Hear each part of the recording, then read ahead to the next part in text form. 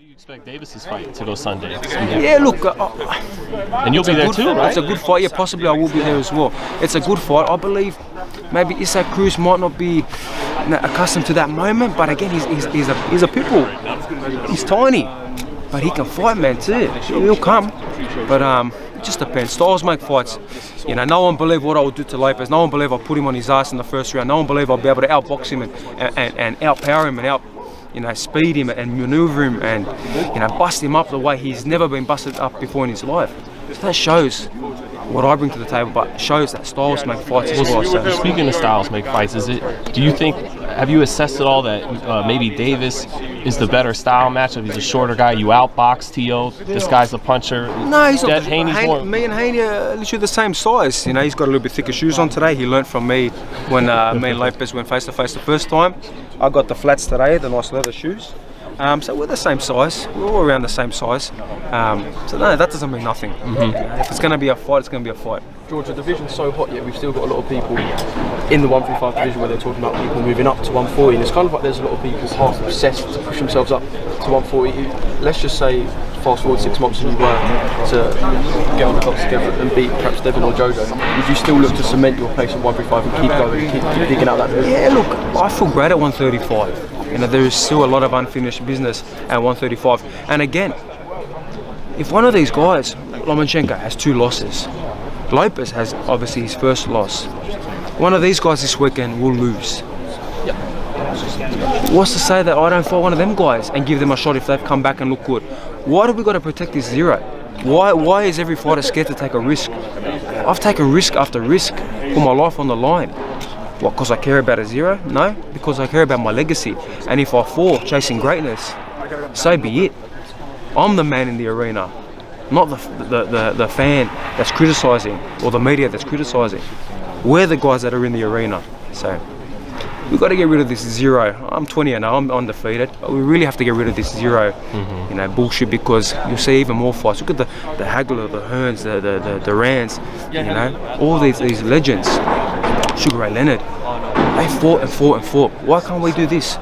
Who's to say Lopez doesn't come back and fight, maybe fights a Haney or a rematch with Lomachenko, and then he beats him and you fight again, right? And then we fight again. It is what it is. It's a fight game. Do you feel it's more likely though that you will have a homecoming title defense before jumping in there with one of these guys? No, there will be a homecoming defense in front of 80,000 people, but it's going to be against the big names. I told you, I'm not here for tune-up. I'm not here for tune-up fights. Look at me, I feel great. I feel fresh.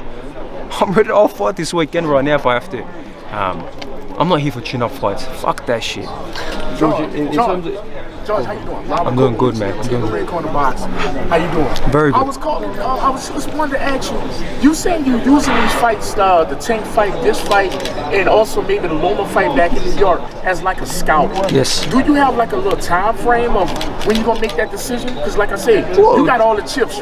They all gotta come see you. Yeah, look, I can take as long as I want right now, unless a mandatory pops up. But no, the decision will be made very, very soon. Obviously, they're all fighting over the next few weeks. Then we have Christmas, and I've been away from my kids a long time. But by then, when these fights are all wrapped up, I will have a very solid, person in my head. And once the Christmas and the festivities obviously end for everybody, the whole world shuts off, the boxing world shuts off, then there will be a very major, announcement. Do you think it'll be difficult at all when you get back home, a star, to stay the same old George? I'm a big name in Australia, regardless. Before this fight, wherever I go, I get stopped and asked for photos and have to, be in the limelight. So really, nothing changes. Yeah, a little bit more, but I got my kids, I got my family. I stay low key, and I feel most at home when I'm in the gym. And I can't wait to be back in Sydney in my home gym there, where I'm in the dark, I'm preparing, I'm with the young, we have the young amateurs with us, because I see the hunger from them and they see the hunger from me. We've got the upcoming pros in there. That's where I love to be. I love to be in the trenches. There is no bright lights. Even that I'm here in Vegas in the bright lights, This is not my home. My home is in the gym, in the trenches, in the dark.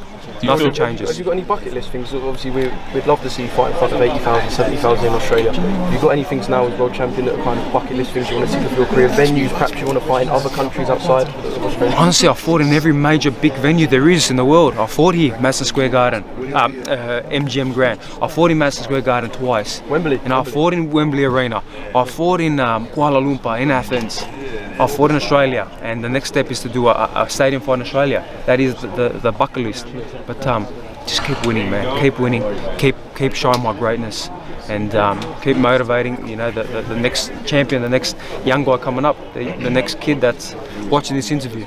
Do you feel pretty soon you'll stand alongside Costa, who was the greatest fighter from Australia? No disrespect to Costa Zoo, you know, legend of the sport, but was not born in Australia. I am born in Australia. I've come through the Australian ranks, the amateur system, the local club shows, the selling the tickets, the getting the commission, $5, $10, the tables. That there, come overseas, no big promoter, fighting on the undercards, first fight of the night. I fought Mickey Bay, first fight of the night, you know what I mean? So, I am the greatest fighter in Australian history. No disrespect, some will believe it, some won't, but I know where I stand. No one's ever done what I've just done and bring him back home. And there's more to do. I'm only 28. The way I look after my body, I don't drink, I don't party. The way I look after my body, I can go till I'm 40, maybe longer. And lastly, George, you know, you fought a beautiful fight, better than just about anybody thought. Yeah. But at the same time, it seemed as though people felt Tio didn't fight up to his best capabilities. Do you feel that's true at all? No. He came fully prepared. He came fully prepared, and you could hear him in the press conference and the interviews, and how well he prepared and trained. Shit, he had fucking 9-10 months to prepare for the fight. You know, regardless of the COVID and everything else, he had 9-10 months to make the weight, and he made the weight. So, no, he came prepared. He just wasn't prepared for what I bring and the dogfight and the warrior I am, and to get hit with whatever shots he brought on. And again, his team in his corner, they said it as well, that any other lightweight taking these shots goes down, but I made it still. And again, he said that. That's first hand from his corner. When he put me down and I got up and I finished that round with 1:45 to go, and I finished that round strong. And he came back to his corner, he said it. He goes, I can't put a dent in this guy. This guy's made of steel. And then I come back around 11 and 12 and do what I did and show the stamina and conditioning. It's a different breed. I'm a different breed, and like I said, these belts will make me even hungrier.